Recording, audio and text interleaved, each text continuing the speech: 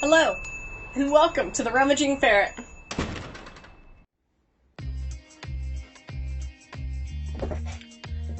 Alright, so, if you use markers like that, acetone helps a lot to get that off.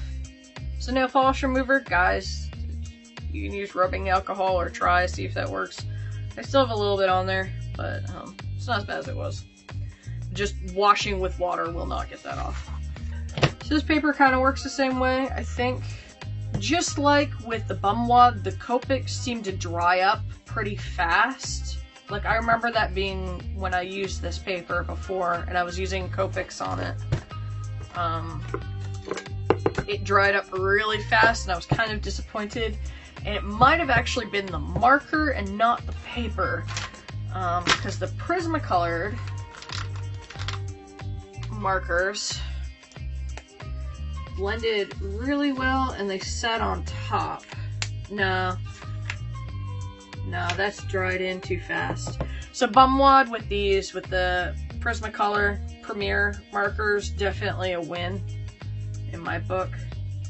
Because this is already, and it's uneven now. So like I just, and you can actually tell on this marker paper it's uneven.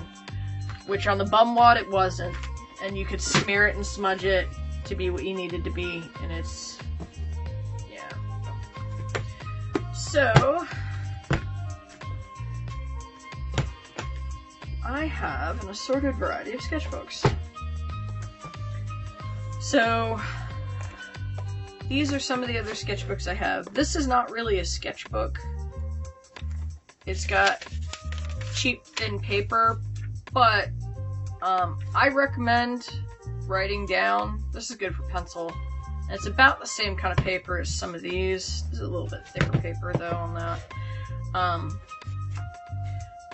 But I write down the times that it takes me to do everything, so that way I have a better grasp at how long it takes me to do like the dishes or mow the lawn, or it's just really good to have for time management. And once you do it for a little bit, you start to get an idea of how long things actually take you. For like projects and stuff too, how long does it actually take you to do a drawing? So I'd write the start time, the end time, and then I would write how long that actually took. But like I said, that's not a sketchbook, although they do make sketchbooks like this. That's that super thin paper, which are kind of like what these are. Now this I got at Walmart. This was a pack of 2? No, it was singular. So this one pack at Walmart sold for $4.97. The other sketchbooks I bought so long ago that I don't actually remember. And then this little guy was a pack of 3. That's the one. So that was a pack of 3, and that was only a couple bucks. But it was very cheap and it came in a pack of 3. So I've got these 2, and then I've got a third one of these that is actually out in the car. So that way I can sketch while I'm on my lunch break. I've only ever used paper, or pencil in these. Super thin paper. This is super, super thin. It's basically the same kind of paper that was in the other notebook I just showed you. Because of the binding, because it's a solid binding like this, the pages don't move around as much, so it doesn't smear as much when you're using pencil, which is pretty nice. It's small, it's compact, it fits in your pocket, so if you need something that you could just jam in your pocket, these are really nice. Watercolor would make these pages buckle really super easy. The paper would start to pill. It's a very cheap paper. I would only really use pen or graphite in these and nothing else, because the paper will not tolerate it. This, on the other hand, this one, like I said, was $4 and change from Walmart. This is a bit thicker paper. It's still a fairly cheap paper. And as you can see, I tested it with markers, and watercolor. Okay, so this is Prismacolor markers. This is that brush pen set I showed you earlier. This is that black pen that I like using so much that I showed you. That I said, I need to get a new one, this one's kind of gunky. This is your Copics. So it's got a really weird texture to it. It's like it disperses, but it doesn't disperse evenly on this paper. And then watercolor kind of did the same thing, where it's got like polka dots. So, and the Copic went through and the watercolor went through to the other page. Watercolor doesn't really do well. There's a highlighter. Highlighter didn't go through, and it does just fine on this kind of paper. Let's see here. Yeah, the Prismacolor didn't go through either. Let's see here, so... And this I've mostly used... I used some other stuff. Let me find... So, it's got the binding on it, and this kind of smudged a little bit, but that's just because of how heavy this is, and this I used to stick in my back pocket at work. I don't know if you can see how badly that's bowed. You can see the spine's like all tore up and crooked, and so this little sketchbook is taking quite a beating, right? So just based on how much, I feel like it's a little bit on this side, but it's not a lot, and the paper's super smooth. Graphite does smear a little bit, but then again, I've also been really, really rough on this book. But for the most part, it hasn't smeared, except for really super duty heavy things like that, where you use a lot of graphite. Yeah. So, I had used watercolor on this. It looked super cool, and I loved it. But then I turned around and I used Copic on the other side, and Copic bled through to the watercolor. So that orange and all these dots are from the Copic on the other side. This is watercolor as well, and it didn't transfer. So watercolor does fairly well in this, as long as you go light on the water. If you don't go heavy on the water, you'll be fine. See, and then this is watercolor on this side. This is fairly saturated. You get a little bit right there, but not a lot, and it doesn't bleed through too much. And then highlighter doesn't go through at all. Let's see here. What else is in here? Yeah, this is also watercolor. Didn't really go through on the other side. It pills up. Pilling is like when your paper starts to shred and it starts to roll up, almost like a wool sweater. Like you'll get those little round bits on your wool sweater. That's kind of what that is. Or if you've ever had a pair of pants where your thighs have rubbed together too much and it starts to roll up into like these little beads of cloth. That's kind of what pilling is. And it does kind of happen to the page a little bit. You can see that stuff does not dry smoothly on this.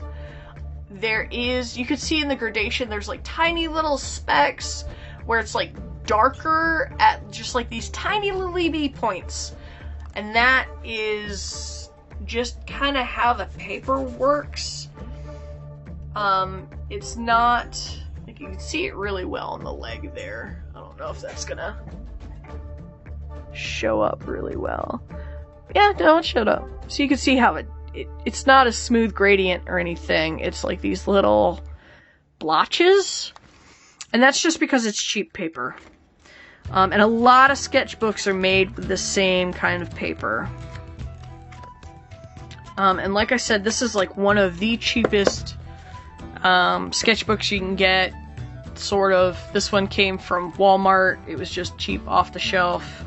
But it's held together fairly well considering the things that it's been through. I work in a meat department, so this has dealt with being in my back pocket and sitting on it and, I don't know, cutting meat, bandsaws. I've had this on the table while I was cutting meat because it's got my meat cutter notes in it. But yeah.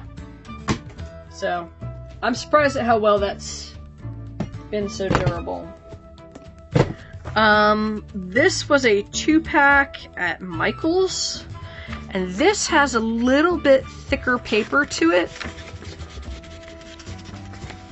So that's your Copic marker. It still bled through a fair bit. So you got bleeding there, and it transferred to even the next page. Watercolor actually bled through on this too, which I was not happy with. Because usually most of the paper, and this is a little bit thicker of a paper, doesn't bleed through to the other side. But on this one it did. Like I said, this is a 2-pack. I don't remember the price of these, but I do remember that they came from Michael's. I would say it's good for sketching in ink, but it's not the best quality paper. I would go and get the mixed media paper instead, and try that instead of trying to draw on this. I'm super stoked to try to draw on this and see what it could take. Like, it didn't... Well, no, it did. It buckled a fair bit with the watercolors. So you can see the bottom of the page here, where it... See how that's not straight? It's got some kinks in it. Now this is a Denick. I got this from Michael's. I remember this being somewhat expensive at like, I'm gonna say like $15 to $20 range. It feels good, man. It feels really good to hold. The cover's kind of soft. It's got kind of it's like a bevel there. But I wanted to see the quality of their paper. Their paper for this sketchbook, now some of the other sketchbooks aren't as high as a paper weight. So like if you don't know, paper's done in pounds, right? I want to say that this is 85 to 90 or possibly even thicker than that. But, so I did the same thing on here. It didn't really warp with watercolor. Copic's bled through a little bit, but not a ton. There's a little bit over here when I got it oversaturated. I'm pretty sure that this is my Prismacolor. And there's a couple dots over here, just like there's a couple dots for the Copic. But it's not that bad. This might actually be 180. On their website, their other papers are cheaper than this and not as high of a thickness. So try to get the thicker paper if you can. And I'm quite happy with it. I can't wait to break into this and really use it. It's still gonna bleed through, but it's not gonna be as bad as I think the mixed media paper is. And this has a smoother quality to it. So I think it's going to be easier to blend markers on this, but then again, I'm not positive. I'll have to use it more. This one was actually a recent purchase off of Etsy. I think a lot of custom-made sketchbooks are probably coming from that same kind of company and manufacturer over in China or wherever they get these manufactured. The art here in this sketchbook is actually done by Koei-kun. You can buy it on Koei and Shy's shop, koeiandshy.com, or etsy.com shop Koei and Shy.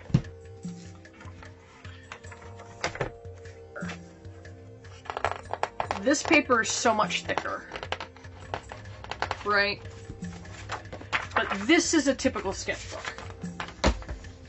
This, when you buy a fancy covered sketchbook, this is the kind of paper you're going to get. It didn't really bleed through here, but I did marker tests for like everything. So, because it's smooth, it doesn't really smear too much with your pencils. It smudges a little bit, and that was me kind of working at it with my finger. So these are Prismacolor markers. Actually, I think those are the same two Prismacolor markers I grabbed earlier, which is orange and pink. Yellow, orange, and rhodamine. Sharpie. This is Pentel, RSVP, Faber-Castell felt tip, Prismacolor brush tip marker pen. And that's my Schmincke expensive Hordam Aquarel, Perma marketing ink, which is like, it's not a paint company, but I really like their paint sets. But that's theirs. And then Angora, which is like the super cheap set, the kid set kind of deal. Comes with like a plastic painting brush. I actually really like those paints, by the way. They're pretty chalky, but depending on what you're painting, you may actually want that. My favorite Bic pen. Let's see here. My regular mechanical pencil, rolling ball, Micron. These are Copic, highlighter, and ballpoint pen. And that's how they kind of bleed through.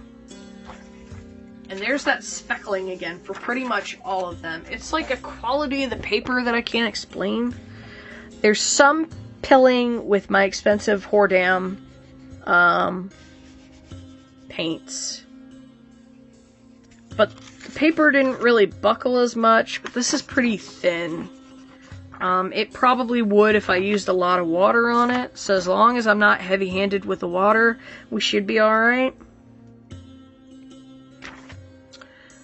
But that's... and this is typical. This is not, oh, this is a bad product or anything. No, this is typical of pretty much every sketchbook you're going to get off of Etsy, or anything that's got like a nice cover to it, or like some of the sketchbooks that are out there. I think this is probably an 85 paper, and then this is probably 180 maybe. Something like that. There's definitely a difference in paper quality between these two. Either way, I still can't wait to use them, because I just love them so much. So if you want to do watercolors, that mixed media paper really is the best if you want it in a sketchbook format. If you're just starting out in watercolor paper, I recommend this one. I'm sure there are better watercolor papers out there. Some other artists that do it more often have better paper that they could explain to you. This is what I use for my prints. So if I'm making a print to sell on Etsy, this is the paper I'm going to use in order to make the piece, so then I can put it onto a really nice printer quality paper, right? So this is cold press, if I remember right. Yeah, cold press. This is another painting that I'm working on. I drew it, I just haven't painted it yet. It's got real super thick weight. This is 140. Okay, so if that's 140, if this thick bad boy is 140, this is probably 85, maybe, if that. This is probably like a 90 or 120, and then this is a 140. would be my guess. Like I said, they don't have the paper. It's not like this where the paper is like labeled, right? So this tells you what the poundage of the paper is. Those other two sketchbooks don't. Or more than the other two. None of those had the paper weight listed on them at all. So you just kind of have to guess. But you could feel the quality of it too. It's still gonna warp. There's my... Do I have a good piece? No. It's not gonna warp as much unless you use a ton of water, and it's harder to get that pilling. I've had it happen to one of my other pieces. There's some pilling right in here. And you can see kind of how the board is warped a bit. That's with this. This other paper, Canson watercolor, this is a 90-pound paper. There's a definite difference. So this is the 90-pound paper. I mean, this is so much more flexy than this guy. Alright.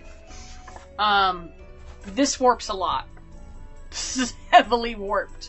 So this is the cheap paper. I don't recommend getting this one even if you're just starting out.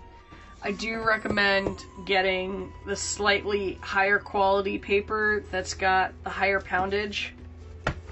See how that says like 90 on it? And this says 140. So, yeah. So based off this, I would say that Dan Ken sketchbook is probably a 95-pound paper. And the other one is probably the Koei sketchbook with the unicorn on it is probably like a 70, 75, maybe. But actually, my favorite watercolor paper to use is this little guy. So this is 140 pound. So it's the same poundage as this one. This is also a Canson. These I don't think you can find anymore. You might be able to. I think I've seen them online. I think the cover has changed. There's 15 sheets in here. This is a 4x6. And I used to carry this in my pocket. These are those cheap watercolors. These are not my expensive Hordams. That's what these. So this is my cheap set. They look chalky, but I kind of like how they look, especially this guy. This is Tanseburo. Yeah, and again, this is with these watercolors. And I like the texture of this. But that's because I made the texture deliberately. This is not a product of the page. It's because I chose to take this Libby brush and do this to it, right? So that's not a product of the paper, that's something I physically did. But it's pretty nice.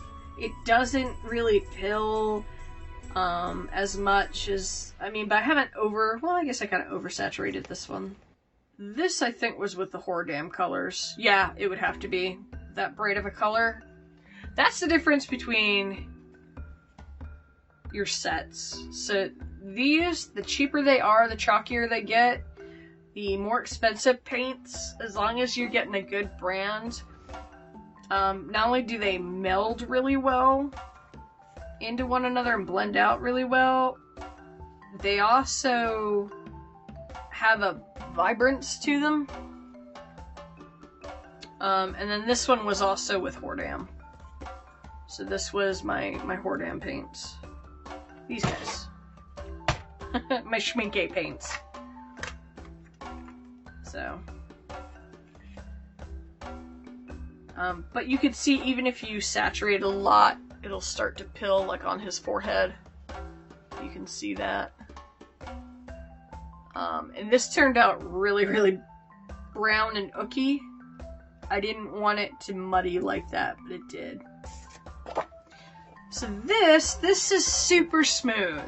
This is great for inks. I'm pretty sure this is Bristol board.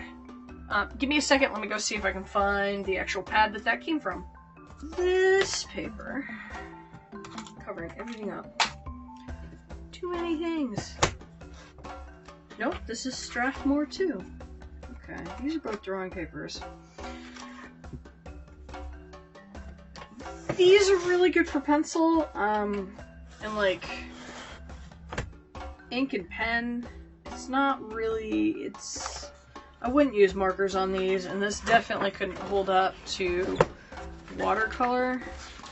I thought this was my Bristol board pad, but it wasn't. This is super lightweight paper. It doesn't have much thickness to it. I haven't liked these so much. Yeah, I think this paper is actually from here. Or close to it. It's about the right size too. A pad like this, if nothing else. It's just cheap sketch paper or drawing paper. Well, it's not that cheap, actually. A pad like this will probably run you about 14-15 bucks. But it's pretty lightweight paper. The medium paper is a bit better. This is a Strathmore drawing, but this is a medium, so it's got a little, this is 80. Here's the difference. 70, 80. There's not that much difference. And honestly, feeling it, I'm not feeling a ton of difference in it. I don't enjoy using these papers. Not that Strathmore's a bad brand by any means. I think it's just their drawing paper that I don't particularly appreciate. It's not thick enough for me. It's not thick enough for me, so I have to use a different paper for these.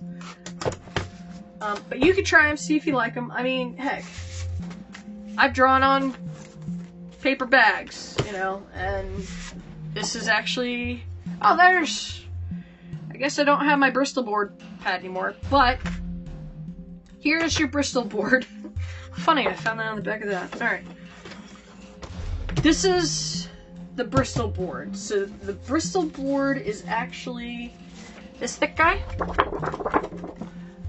It's pretty heavy duty. This is actually 100-pound paper. So it's got some oomph to it. And it's super smooth. I use these for architecture drawings, for ink and pen and Sharpies. It doesn't bleed through the back because it's so thick. Sharpies did these trees. The rest of this, I believe, is micron. Probably. Yeah, no, that's micron. I can see the little straight streaks of each mark. So yeah, that's all micron. The trees are done in Sharpie.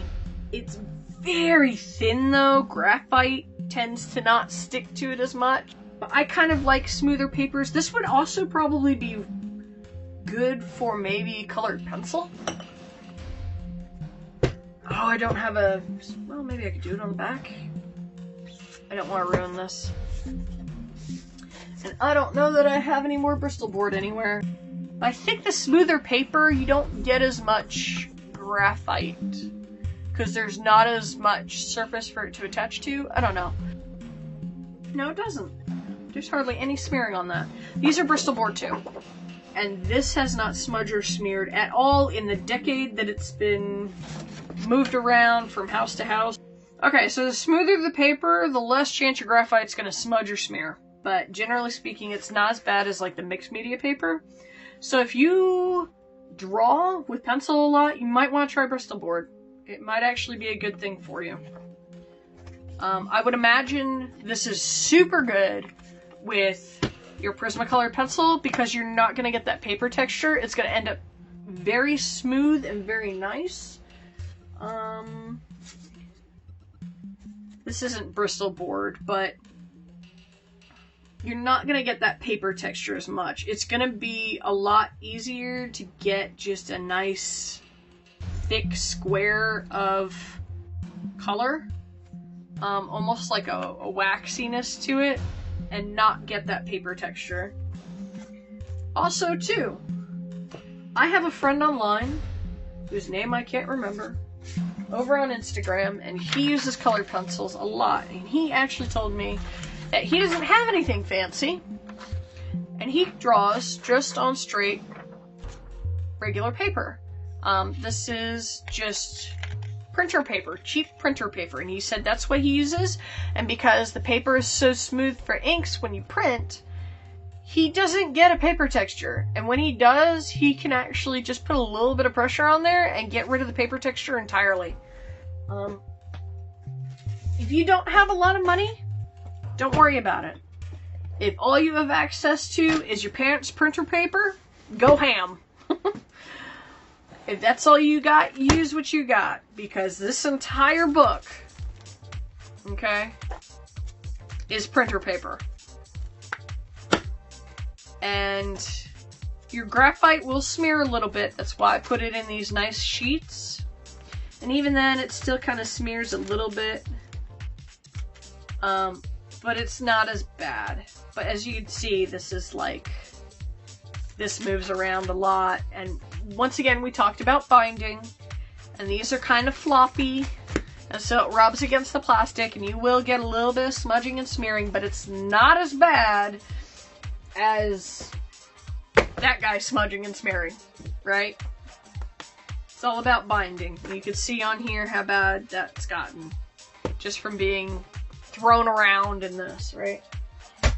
So if you have perforated pages, take them out and maybe slip them into something like this to better protect them. Buy maybe like a spray can of fixative and use that.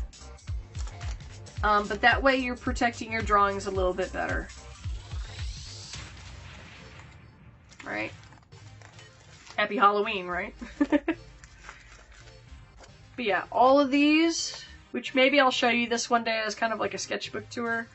All this, with the exception of that, is all just printer paper.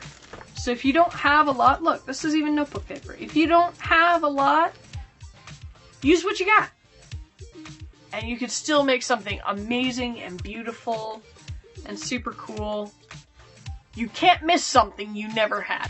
And like I said, even some of these super expensive books, like these super expensive books, they're not super great quality. I mean, this is pretty nice. Not gonna lie, this is pretty nice paper. But, you know, I paid close to $30 for this as a birthday gift to myself. I paid more for this book than I did for this book, right? Because I got this from Michael's. I didn't have to pay shipping and handling. And this might handle paper, you know, the paper is a better quality than this is. I'm still gonna love this book and I would definitely buy it again. But it's just kind of picking and choosing what media you want to use in it, right? So this I've got more leeway about what I put in it. And then this one not so much. Maybe I just use this for pencil drawings, right? I still love this book and I would recommend buying it. But I would primarily use it for graphite because once again, you got that binding that's not going to move around, you know? So your papers aren't going to be rubbing against each other. So the graphite's not going to smudge as much in this. You got a strap to hold it together. So that way your paper doesn't really move. It's pretty solid. And I can use, you know, pens and inks and other materials in it. And it should do okay. As long as I don't go heavy on the water. There are other better sketchbooks, but you know, I really like this artist and I want to support this person, and the paper's not that bad a quality. It's not like, you know, wherever that tiny sketchbook I had was. You know, that's got the worst paper. So this has like the cheapest paper ever. And you want to know the funny thing is, when I'm at work, this, oh wow, you can't see it anymore, it got sun bleached. Wow. When I'm at work, this is what I draw on. I don't get a whole lot of opportunities while I'm at work to draw. But this is what I draw on. This is like craft paper. This is called butcher paper. I don't recommend drawing on this. But this is what I have at work, and this is what I draw on. Right? If I don't have my other sketchbook with me, or what have you, this is what I use. And I need to get this out of the sun because it has so sun bleached that you can barely read what's on here. So that needs to get moved before it gets completely erased. But that's kind of my sketchbook tour. well, not tour, my sketchbooks tour, my paper tour. There you go, my paper tour. So, I hope you liked it. I hope you enjoyed it. Go out and draw on whatever you can find. If you got it, use it. Don't be picky. You know, art is all about getting as much practice as you can. If you put in the time and you put in the effort, no matter what you're putting it on, you know, maybe you got a fancy tablet, maybe you have an Apple, maybe you got, you know, like an iPad or something you can draw on. Or if it is just butcher paper, draw. You're gonna only get better. Even if it's just computer paper. That's all I had all the way up through college, was just printer paper. So, take that for what it's worth, and go out and create. I'll see you guys later. Have a good day, I guess. I don't know. How do I end this? It's getting dark. Have you noticed the lighting's changed? Alright. See you guys. Bye. Thank you for watching. If you enjoyed me and my ferrets, it's free to subscribe. And remember, there's magic in art.